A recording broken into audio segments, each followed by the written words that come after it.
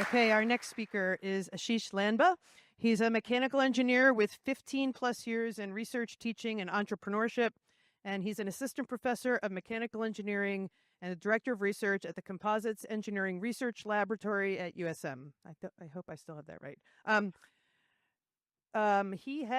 He teaches material science and math-based courses where he also gets to shoot stuff with lasers, break stuff apart, and put things together. He's lived in Maine since 2019. Outside of work, he's an avid hiker, mountain biker, cinephile, and sinophile. Every year when I ask people their favorite kind of pop coaster, there's always at least one person who's like, "Oh, I can't believe you make me pick. There's so many." That honor goes to you this time. Thanks. And you settled on Rick and Morty, which is excellent. All right, thanks, Kate. Yeah, so Kate reached out to me and she wanted me to talk about one of my projects, and I was like, why don't I talk about all of my projects? So I'm going to talk about the group that I started at the University of Southern Maine, the Lasers and Materials Engineering Group, which the acronym for that is LAME.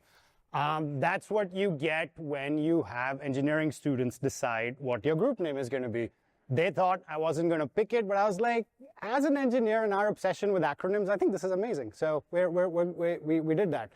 Our group's focus is on 3 areas. We develop and test new materials, we shoot stuff with lasers and do imaging, and we also develop engineering applications like medical devices. And today I'm going to talk about one example of all of these 3 things.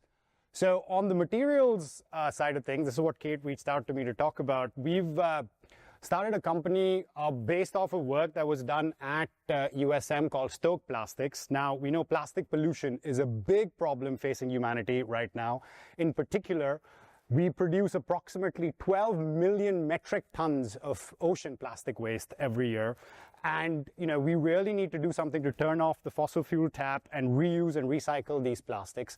So what we've done is we've developed Stoke plastic pellets, which have more than 25% by weight of recycled plastic bottles that are ocean bound and ocean found, to make injection mold dense hard goods. So recycled plastic bottles are great, and they're used to make textiles and thin wall cylinders like bottles and stuff like that. But what we're doing is we're making dense hard goods. And we actually have a minimum viable products of sunglasses and snow skiing goggles that we actually sell as well. So we are a small company looking for funding. So if any of you are rich and want to give us money, we'll take it. Next, with the laser side of things, for the better part of a decade, I've been working with this technology called laser ablation tomography, whereby we use a high-powered laser to basically cut stuff up and image it. And the cool thing is that after you cut something with this laser, you are left with an illuminated surface with the laser, and we see fluorescence due to the laser interacting with the material. So we get lots of color data, which is not available via other technologies, right? So we can then stack these images up and make 3D models, but comparing with X-rays and MRIs, you only get what's black and white grayscale data, but whereas we get full color data. So this is an example of one of the models, and it's not going to work. So this is a stink bug. How we used to get samples in our lab was they used to fly into our window. So these are the images that we get, and they get stacked up, and we just remove the black color. So you're left with all of this color from the laser-induced fluorescence, and then you can look at the anatomy and structure, which this is like a 2D and 3D microscopy tool for researchers that wasn't available to them before. Right now we have ongoing collaborations throughout the country, but in particularly we started a collab with University of Maine, where they make a lot of wood-based products and paper and stuff like that, and they make things and use them, but they still don't know what they look on the inside, so they can't do any processing tuning and stuff like that. So that's what we're going to be helping them with. So I'm really excited to be working with that. And then finally, on the medical devices side of things, since I've come to USM, it's going to be 6 years now. We've been working to develop cheap prosthetic arms. This is like really good for engineering students to work on. It's a good motivating project for them. So the goal to make cheap prosthetics that can be given to people who don't traditionally have access to them. This is like one of the fancier ones where he was able to use his muscle twitching to get the arm to start moving. We also make these arms and then go out to the Dominican Republic and give these prototypes out to testing to people who don't traditionally have access to them. It's always amazing seeing, a smile on their faces after they're done with that.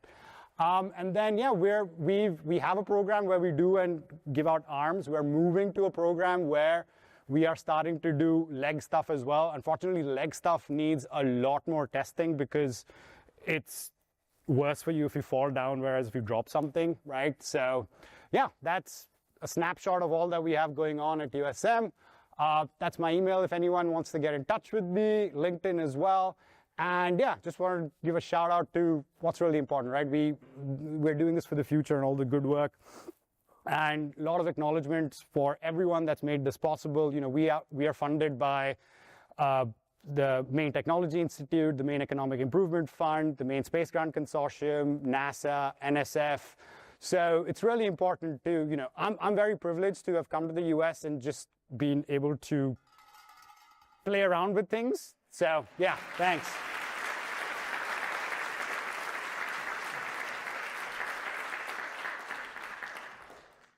Any questions? Come on down. I'd like to know, for your imaging, how long does it take to do that? And are you just doing the surface, or can you penetrate into depth? So it is literally, so that's a great question. So typically what we do is, so for example here, this was a root that we had imaged, right? So it needs to be hanging off like a cantilever beam for it to be cut. And we are penetrating it. So we're physically cutting it and then taking an image of the flat surface that's there. And then we push it in again, we cut it, take an image. Due to all of the automation that's possible, and how quickly and powerful the laser is and how quickly it can burn stuff away, it's pretty quick. So this root over here, which is roughly like, let's say 10 millimeters wide and 3 millimeters across, took like less than 2 minutes for the imaging to get done. That's not what takes time. What takes time is the reconstruction, because a lot of computer processing is involved with that. And that's a big challenge we face, is that right now, in order to do stuff in a timely manner, we have to like downsize all our images so that we can do it efficiently. So yeah. The prosthetic arms and legs, how much are you able to produce? Is that 3D printed? And then the one before that, the movement, are those like off the shelf kind of things that you guys design and put in there? Correct. So it's sort of, all of this is cobbled together. So a lot of the models that we use for the fingers and the palms and stuff are open source and available online. The putting it together and attaching it all to the motors and stuff with the computer and everything, that's what the students came up with, and that's what they did. And yeah, all of these parts are available online, and you can buy them, and you can do this yourself. It's great. I mean, the internet is, a lot of bad things happen on the internet, but a lot of good things happen on the internet as well. You guys can access all of this information and build these things. YouTube is insane. It's amazing. And that's how these students really do it. Engineers don't know how to do things. They just know where to look and figure out how to do things. So, yeah. And then... Is that an Arduino or a microbit? Oh. Yeah, so Arduino right over there, that's what's called a MyoWare thing. And this was awesome. The student got it working, but an issue we found was that this twitching was different for different people. So it wasn't a consistent solution that we could apply throughout. So, yeah. So what happened when other people did it? I couldn't get it to work, whereas there were a couple of other students who were able to get it to work and things like that. And it was also a little too heavy. This ended up weighing too much. So we have a much simpler solution right now with just one motor going on, and with like a garage door opener that we use right now. So yeah. Is AI advanced enough to be able to be of use to you, and are there significant ethical concerns about it? That's amazing question. So I was first exposed to AI in 2016 when I first started working with the imaging technology, because the researchers are not just interested in looking at things, but they are interested in how many cells are in there, how many different kinds of cells are in there, right? And one way to do it is you physically go in and you label it on like your computer, and then you count the pixels and things like that. Very laborious process.